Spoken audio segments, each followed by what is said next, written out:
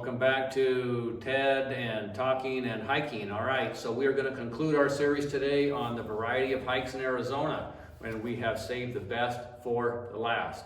All right, so these are canyon environments, 7 canyons across Arizona. These canyons go from forests down to the desert. And of course, Arizona is chopped up with 1 million canyons, and a lot of them are dry. The ones we're going to talk about today are always wet. We have talked about some other canyons as well in some previous videos, like with Aravipa Canyon, but these are the best of the best as far as representative of Arizona ideal hiking. Some of this hiking, though, is extremely challenging. There are no trails in some of these places. Why is that? Because canyons environments are disturbance-prone environments. Okay, now you know people that are disturbed. This is a different kind of disturbed. All right, there's flash floods, which is the most common thing, but there could be wildfires. And so the character, the nature of the environment is going to be different. You hike there this year, 2 years later, it's not the same. So you don't build a trail down along the stream bed because this trail's going to be gone next year after the flood season, maybe. So, all right, we're going to start with 2 books. But first, 1 book. All right, library land, we've got to have books, right? So Canyoneering in Arizona. Now the subtitle is really cool. This is a revised edition by Tyler Williams. The subtitle, Hiking and Exploring the Stream Beds, Gorges, and Slots of Arizona. Okay, so even within that subtitle, the canyons vary widely. We've already talked about the Grand Canyon, a canyon of canyons. It has its own little video because it's such a huge thing in its own right. And these canyons are small, they're large, they're of all different sizes. Okay. Now, we're going to start with Aravipa Canyon, which is a rather well-known canyon in the Sonoran Desert. It's south of Superior. It is off the beaten path, okay? There are 2 entry points, east and west. I've never been to the east one. You have to go way around to Safford. The west entry point is remote enough as it is, all right? This is a Bureau of Land Management area, and it's probably about 15 or so miles through. These are not, very long trails or sections for hiking, but it's often very slow going. There is no trail here. You're going to be constantly in water. You'll see some of the pictures there. The water is not generally deep. You will also see evidence of flash flooding where trees are down, okay? So timing is real critical with these environments. You generally don't hike during flash flood season. That would be the monsoon season. I've hiked there a few different times. The one I went furthest was in February. Now you might think it's kind of chilly to be in the water constantly. Well, Sonoran Desert, you're in the sun, and the water is rather refreshing. Now, I hiked in tennis shoes, not a good choice. Now, you're not going to be in hiking boots, but I had gravel constantly working into my shoes, and I constantly had to take it out, and so some kind of watery shoes, find something that's going to allow you to easily clean them out so you can continue, all right? Okay.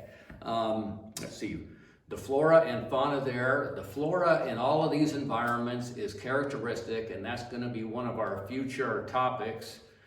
Plants that characterize certain environments, like this riparian zone. So I've got a few samples here, but we're not going to get into detail on that today.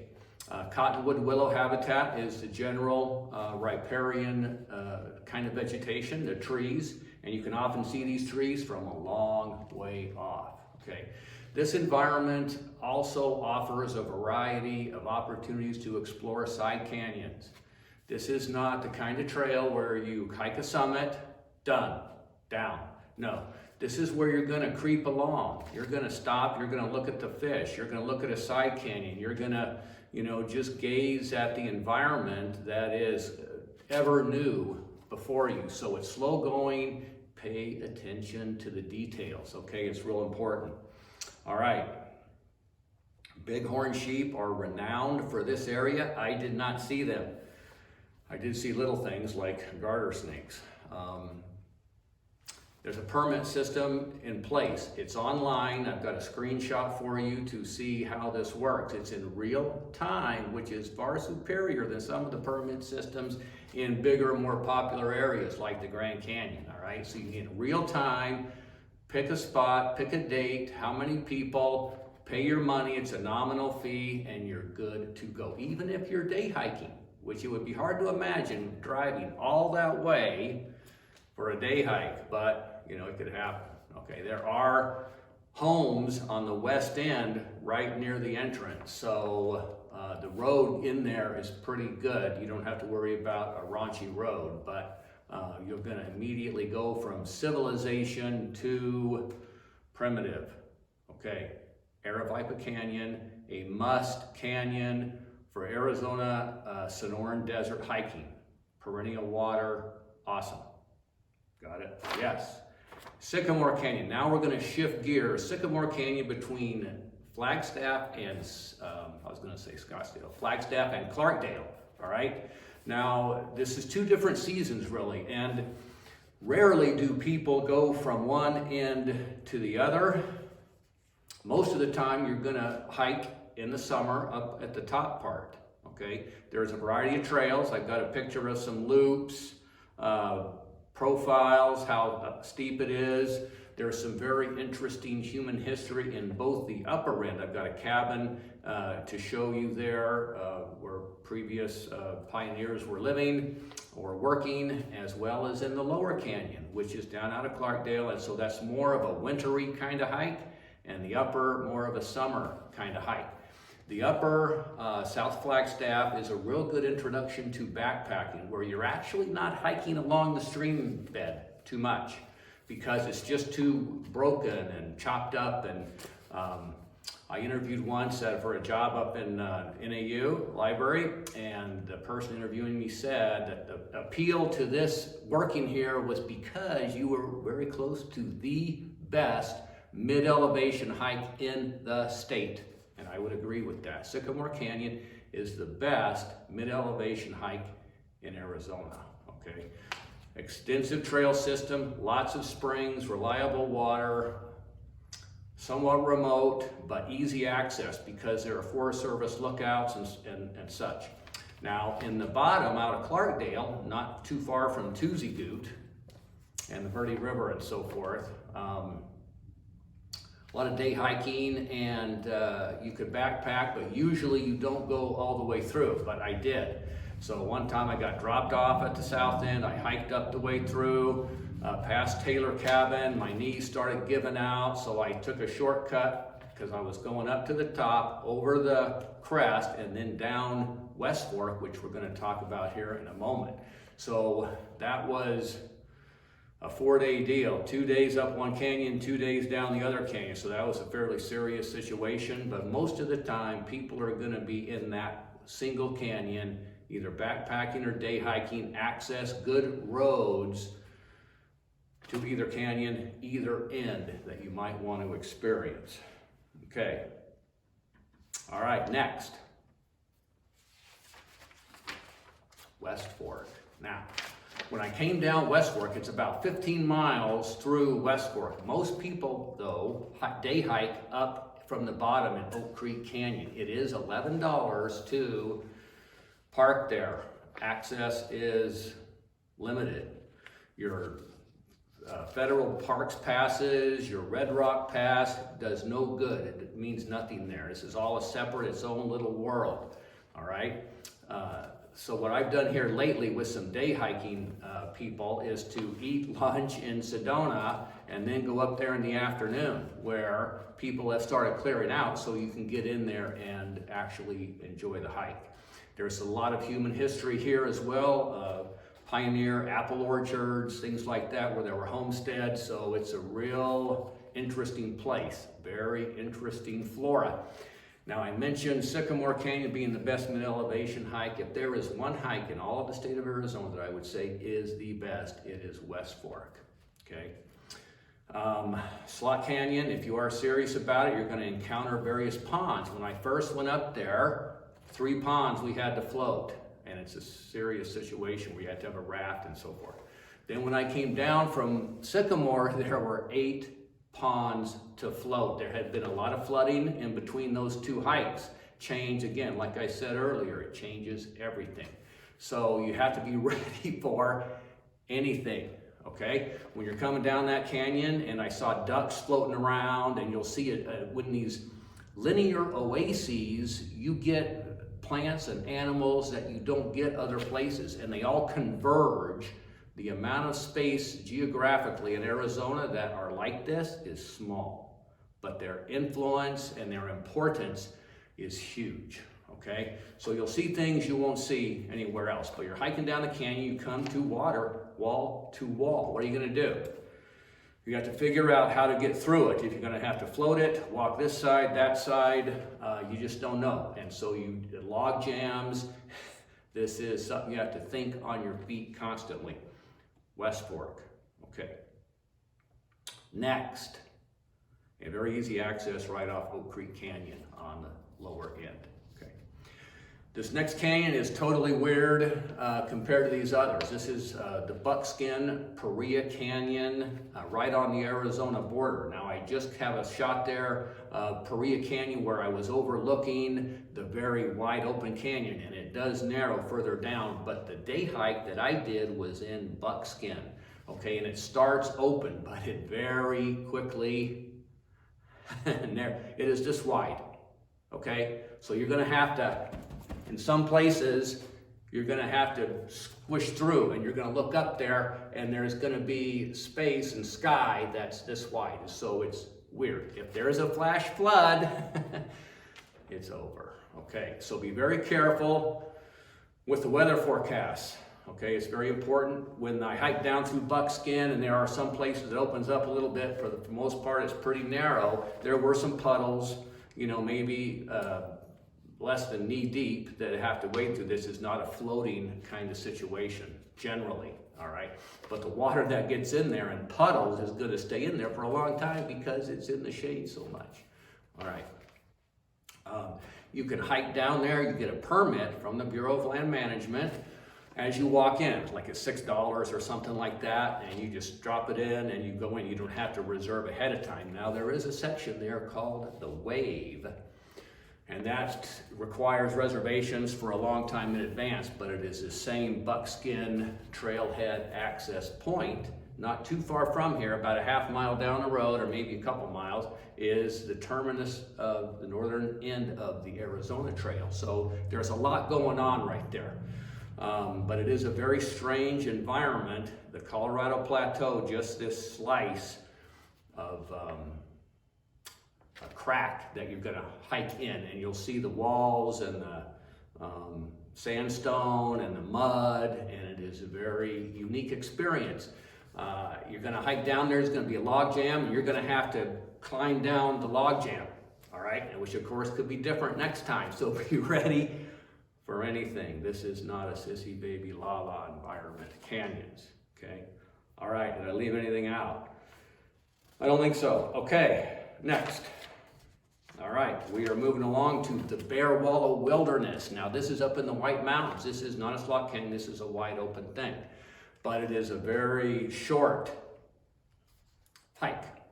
And there's a primitive trail system there, a few miles. The Wallow fire burned through there, and so you're gonna see a lot of fire recovery, aspens and huge amounts of wildflowers. We're gonna have a video on the best wildflower hikes in Arizona. This is one of them, the White Mountains, okay? Now I hiked in there in the summer, and I had never been attacked by so many flying insects. So I had to have like this bandana over my face with flowers and all the stuff going on there, the life, the vegetation, the water. So be prepared for doing something about the bugs all over you, okay? And there's some bears, I guess, in there. I didn't see the bears, but I have a picture of some bear tracks. All right, so pretty easy access, but it is way over to the edge of Arizona and New Mexico, the White Mountains. So it is way off the beaten path. You're probably not going to day hike there, but you could park in various places and then hike, or you could overnight. But it is such a small area because it ends, the wilderness area, right at the I think it's the Apache reservation, so that's in the line.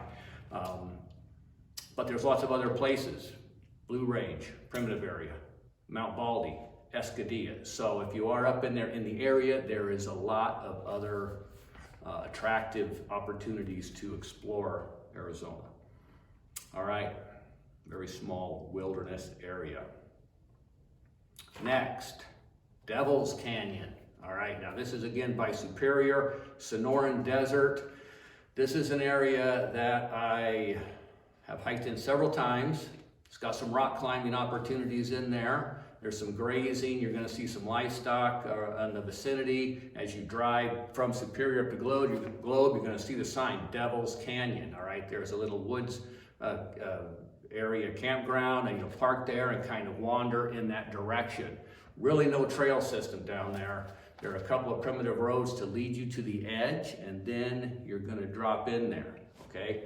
Now, I was in there in the summer, and this was the most scary encounter with a rattlesnake I've ever had in my life. All right, so we're hiking along, and we're getting out of there, and time's running out, and we got stuck overnight, unexpectedly, not prepared. It was quite an adventure. And I went to put my foot up on a rock right in front of me, like 1 foot in front of me. And there was the biggest rattlesnake curled up, ready to strike.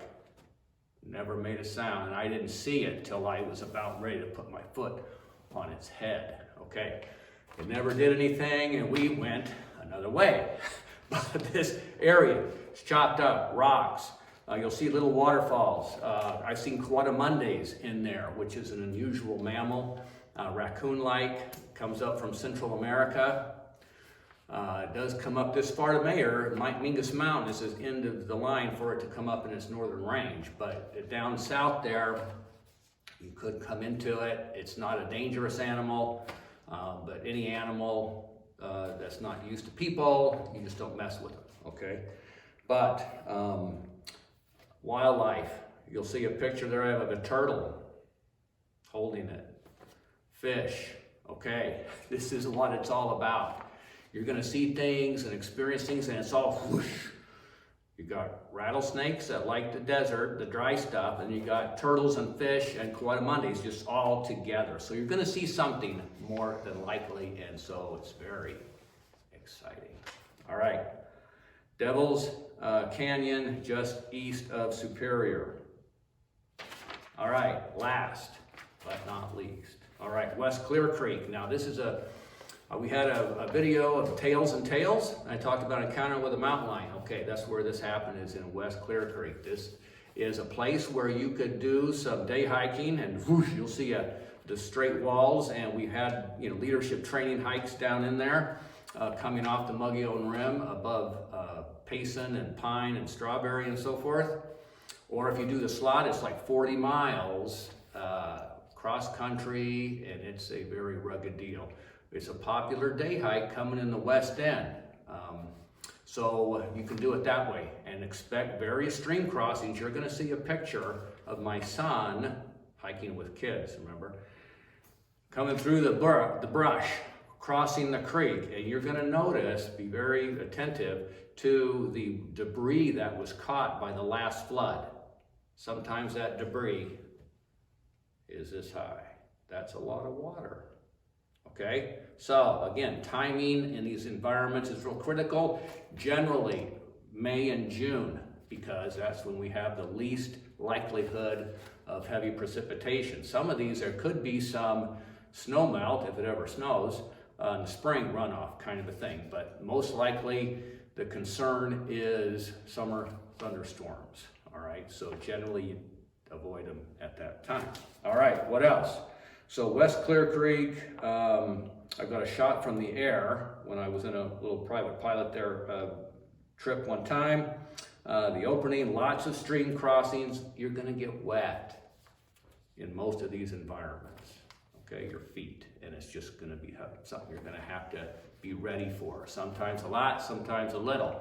We try to kind of hike on branches and trees and rocks and skip and cross and jump and so forth. So, you know, some of the decisions we make, I just submitted an article on making decisions while hiking, and even just a common little decision, what rock to step on. Crossing the stream, you pick the wrong rock, you step on it the wrong way, and you're underwater. So it's very important that you make good decisions. All right, now to transition to our future video on the plants. All right, so I have a couple of specimens I will share with you.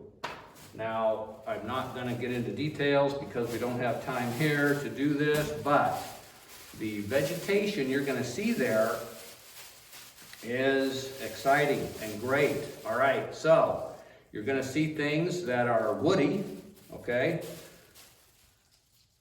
A lot of trees, woody plant, shrubs, canyon hackberry. Ash is quite common, all right? This is kind of the flowers have kind of dried up from when I had it there the other day. It was actually yesterday. Trans-Pecos morning glory, very beautiful red flower. The heart-shaped leaves, okay? Looks like a little heart. Okay, good love symbol there, it's a heart, okay? All right. Let's see, okay, so a couple other real common things. And again, I'll get into some tips on how to accurately identify things because there's only 4,000 plants in Arizona, so your chance of being wrong are really good. All right. They say it's edible. What do you think? I thought it was gooseberries when I saw it from a distance, but now if I pass out and vomit, you know, you'll know not to eat it. Rose hips, edible. Okay. Cottonwood, very common. You'll see these trees from a distance. It tells you, hey, water is here if you're thirsty and running out. Okay, it's like there's weeds that we don't like. Tamarix, okay, salt cedar from China introduced, messing up a lot of environments. Vines, another grapevine, woody vine though, okay? But the grapes, you know, edible but not so palatable. And of course, our favorite, cattails. They say this is edible too. I've never eaten it, and I'm not going to do so now. All right, hike in the canyons. They're awesome. They're challenging. Take it serious. Do your homework. Look at the books. The other book that I'm going to mention is Plants of Arizona. Okay, this is probably, to me, the best non-technical guide to help you understand most of them, but there's only 400 plants in here. How many plants are in the state? 4,000. All right, so your chances of being wrong are really good. So I'm going to give you some tips in our future deal about the plant series to help you figure them out successfully. All right, have a great hike. We'll see you next time.